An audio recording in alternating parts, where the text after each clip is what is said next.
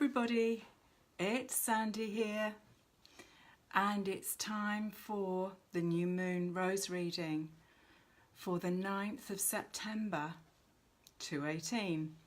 So again, I'm just a day ahead here, and really being aware that we're moving into, hi Rachel, moving into this portal of energy that is holding space. Hi Clara, that's holding space for us for the 999 gateway. And you know, this really feels to be the closing gate of this journey that we've had through the eclipse season. And what's it calling us to? Well, when we look at the numerology, the 99, and obviously 2018. Hi Marianne. If we take the 1 and the 8, that comes back down to a 9 again. This 999 gateway has a feeling of healing for us and a feeling of completion, and yet there is a real sense of us moving into a new creative process and a new creative period. This place of the deep dive that we've been on during the eclipse season, the deep dive that we've been into our shadow, I don't feel that we're quite through that yet. Certainly Venus is going to be going into Scorpio, so it's a bit like Inanna going down into the underworld. There is going to be another process, I feel, coming that is taking us once again from the darkness into the light. There is a rebirthing process that is going to be an ongoing process as we move through towards the end of the year. This 999 gateway also opens up a 13-day window to the equinox, the autumn equinox. And so we can start to see how these energies build, and these energies are, hi Nicole, these energies are pulse points. They're opportunities as these energies move through us to align, to clear, to recalibrate our energy so that we can be in the best frequency alignment that we can be, to ride these waves of energy that are coming in, that cause us to open to integrate these energies, and then to be able to walk ever clearer on our pathway forward. These are powerful, powerful times, and I think this particular new moon, and new moons of course have always been seen as an opportunity for a new beginning in some aspect of our lives. And this new moon, so the sun is conjunct the moon at the point of the new moon, and opposite this new moon is Neptune. So we've got the new moon in Western astrology in Virgo, 17 degrees of Virgo, and opposite it is Neptune. Hi Elaine. So what we've got happening here is these higher frequency codes of light that come to us as an opportunity of the energy that Neptune has for us in the mystical, watery realms of Pisces, and yet we have this new moon in Virgo. So this is this opportunity to once again start to deepen our ability to anchor these codes of light into something that is tangible, something that allows us to bring more of these frequencies of heaven on earth, these ethereal. Yeah, Rachel's just said she's been very emotional these last couple of days. Absolutely. This is a powerful time for us to work with any of the other energies, the emotional energies that are calling us for our attention, that are calling us And what are they? They're calling us home. They're calling us home to be really present to ourselves, not to distract, not to allow the normal patterns of perhaps avoidance or numb out that we might have played in the past. You know, to actually gift ourselves this opportunity to be as present as possible to the process that this alchemical pot, this beautiful body, this vehicle that we have for this journey offers us the opportunity to be present in. So the clearing continues, I feel, as we move through this new moon, and as Venus moves into Scorpio. This is the opportunity to once again dive deep and come up. And we are carried in our mother's wombs in the dark, and we are birthed into the light. And it is through the darkness that we manifest and we hold the light. So the more we have the courage to dive with Inanna and go into these hidden aspects of ourselves, the more light we can carry. And it is said too that the more we carve this chalice of who we really are, the greater the space to hold the light and to hold the joy that enables us to be in that place of loving presence to our lives and to others as we move through these pulse points and these waves that of course are bringing us ever and ever closer to really truly coming home to ourselves. And that's the place that we share from. That's the place that we can, with honesty and integrity, show up and connect, because this is the place we are being called to connect. We are being called to co-create in this next evolutionary chapter. This is the pathway of the light and the light worker and the way shower. So let me see what the roses have got to offer. And I've just seen it flag up that I've got low battery. So if you can bear with me a minute, I'm just going to go and get my plug. Just a moment.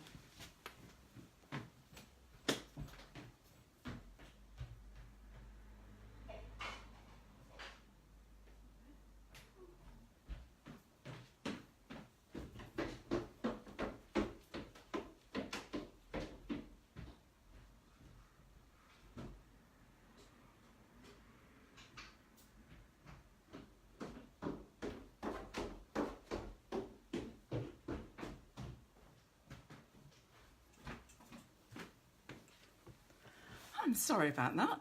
I really do feel that once these iPhones have been working a while, the battery goes very quickly. Just one moment.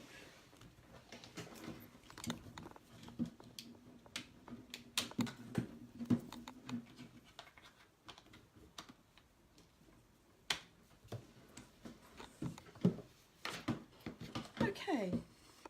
I think we are suitably with a power supply. I would hate to get through halfway through the reading and it disappear. Yes, you may well laugh, Erica. Thank you.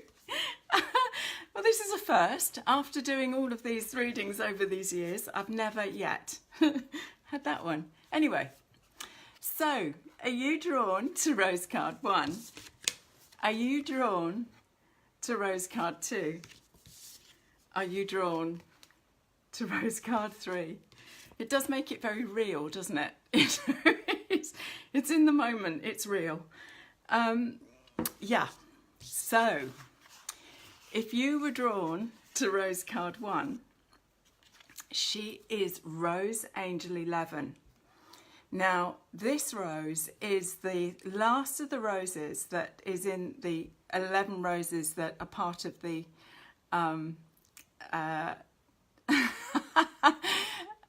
yes, Erica, I think you probably did. Hi Sass, hello, thanks for joining. Yeah, so this is Rose card 1 and she's Rose Angel 11 and she's the last card in the Rose Angels, the 11 roses that make up the Rose Angels, and these are the transformers for the 5 wounds to love of abandonment, betrayal, denial, judgment and separation.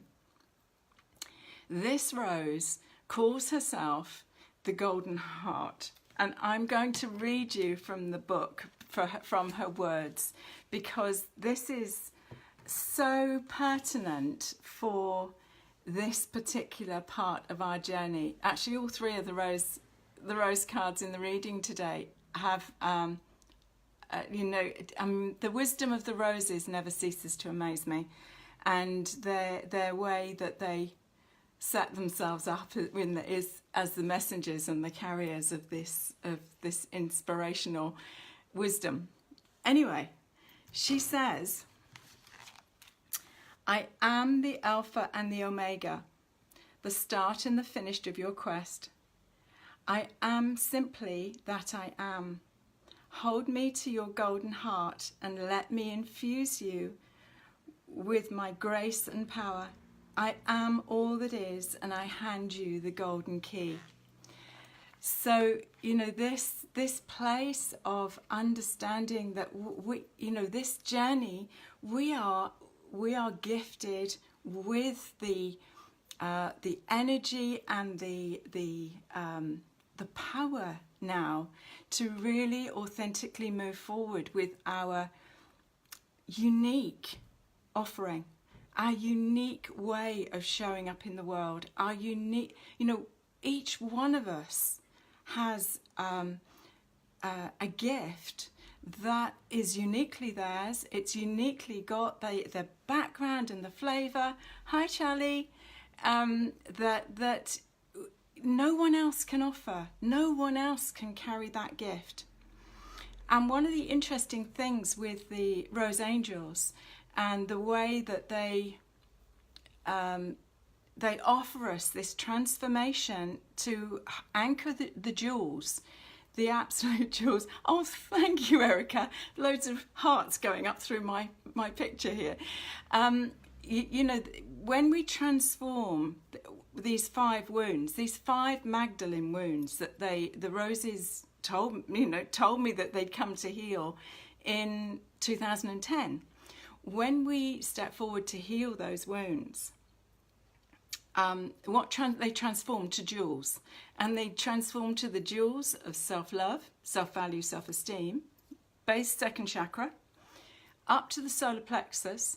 They transform from betrayal to trust, throat from denial to truth, 3rd eye from forgiveness to from judgment to forgiveness, and the crown from separation to surrender. And what happens then is this golden heart opens, and she opens as an invitation to dance with life. When we've got one of those 5 wounds running, there is always an aspect at which we say no to life, or it's very conditional. It's not it's not a big fat yes. It's not a yes, bring it on, because there's still a part of us that is wanting to protect ourselves from having to experience whatever it was that created the wound in the first place. So this is I find it fascinating the way that the consciousness of the roses worked this out in the beginning, because this set is the middle set in the whole of the work with the roses. And so this is a keystone. This is an absolute place of mastery. When we master those 5 jewels, when those 5 jewels go in the crown, then this golden heart place, and she's an invitation. Look at her, she's an invitation. I'm not too sure exactly which rose this was. I photographed her at Kew Gardens years ago, and she's either Golden Celebration, David Austin Rose, the Golden Celebration, or she might be it's Graham somebody or other, who's a gardener, but it's another David Austin rose. Very distinctive, very scented, but this drop down petal is the invitation to enter the heart, come and dance here and open yourself and say yes to life.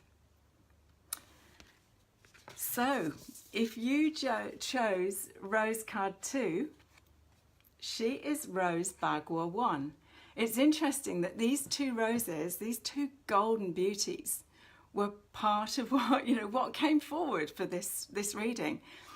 I sent her and call in my team and the sisterhood and the brotherhood of the rose and the master guides and teachers for this work, and then shuffle the deck between each of the roses and ask for the roses that have the wisdom and the message for us at this point. So, Rose Bagua 1. Now, the Rose Bagua is a set of 9 roses, and they are the only set in the 5 parts of the Oracle deck that are about our expression in the world.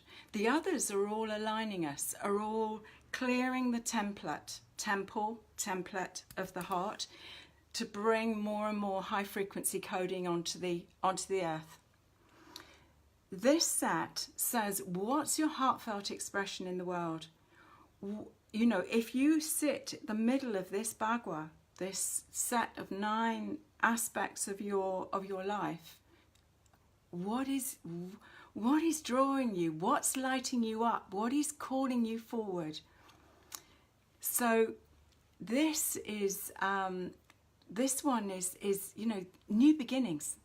I had to smile when this came out of the shuffling and the pull on the deck. Hi, Michelle. So she's saying, step forward. What lights you up here now?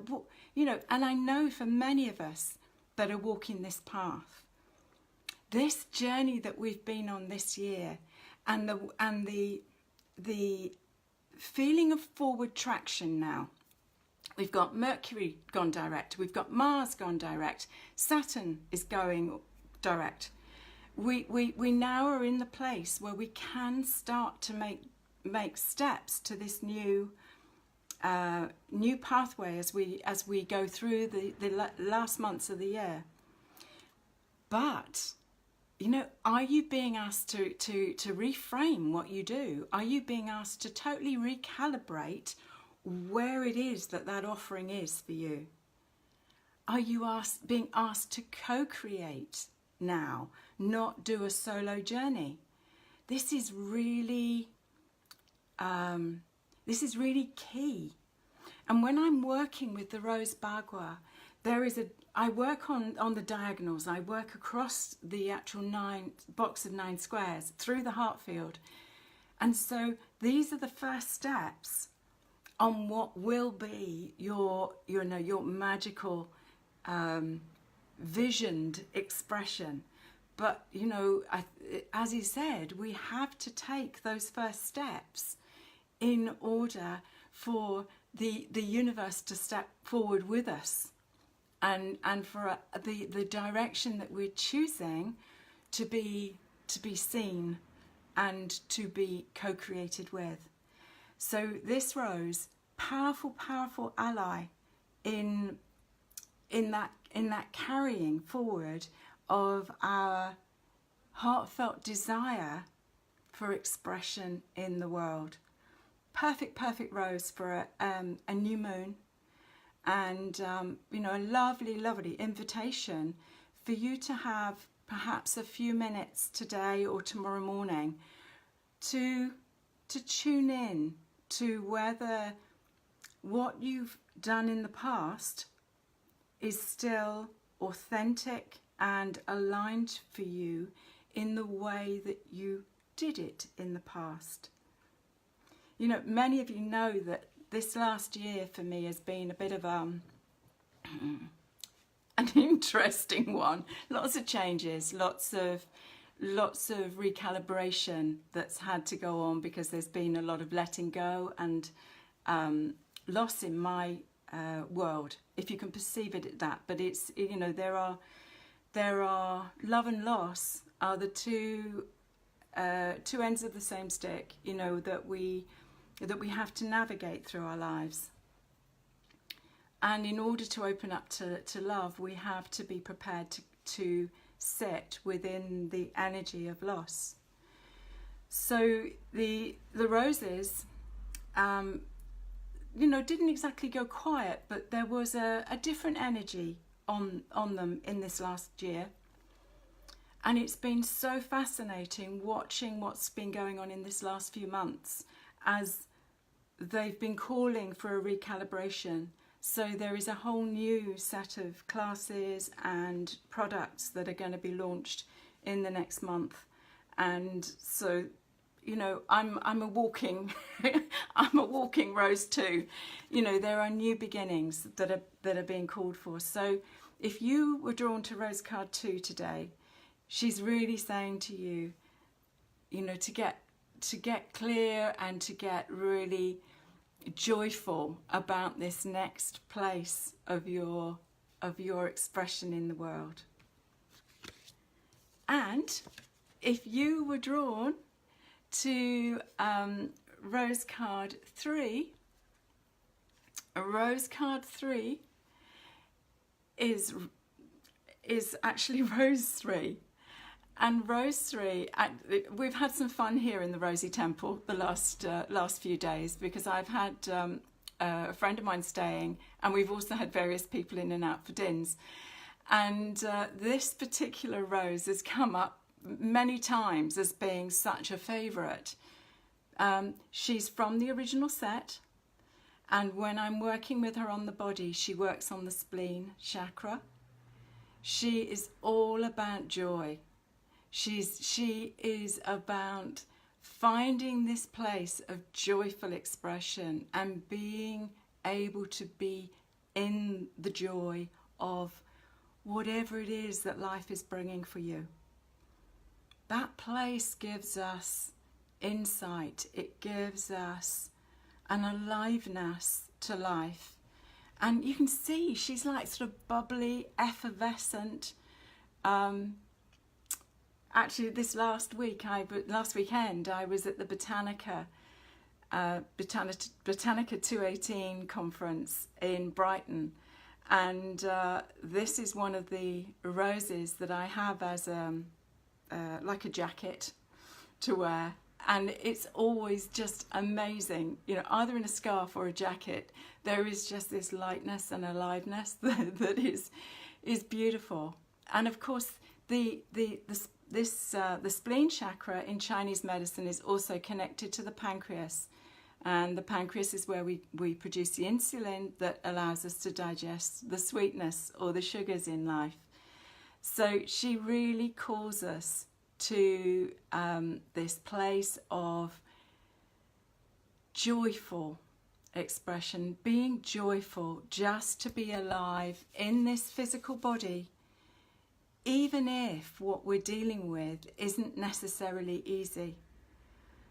Because the power of the emotional field, the power of being able to feel both sadness and joy, is one of the gifts of being here in physical body. We can't have one without the other. You can't see yourself in a vacuum. You know, there has to be always a mirror that shows us these different aspects of self. So this is a really powerful ally. You can use her to actually, again, look at it reversed, but she sits on the spleen chakra, so under the lower left hand ribs, and she will support and help you on your journey. The spleen is a filter for the blood. So this rose is also a very good ally if you're dealing with boundary issues, personal boundary issues, and also your immune system. So again, I've said this before, what you can do is put a glass of water, actually, if you've got the Rose Oracle deck, put a glass of water actually on the card and allow the energy of this particular rose to connect with the water, so that you've got an energetically charged water, and you can drink it. Very powerful. Also really good, any of these roses are really good to pop under your pillow and to work with in that way, or pop by your computer, so that visually our eyes can see it, the heart can feel it, and they work at a cellular level in the body. So these are our 3 roses. The golden heart, really recognizing that when we do the work, what opens as we open to life, as we clear the wounded aspects of ourselves that keep us in contraction or keep us in a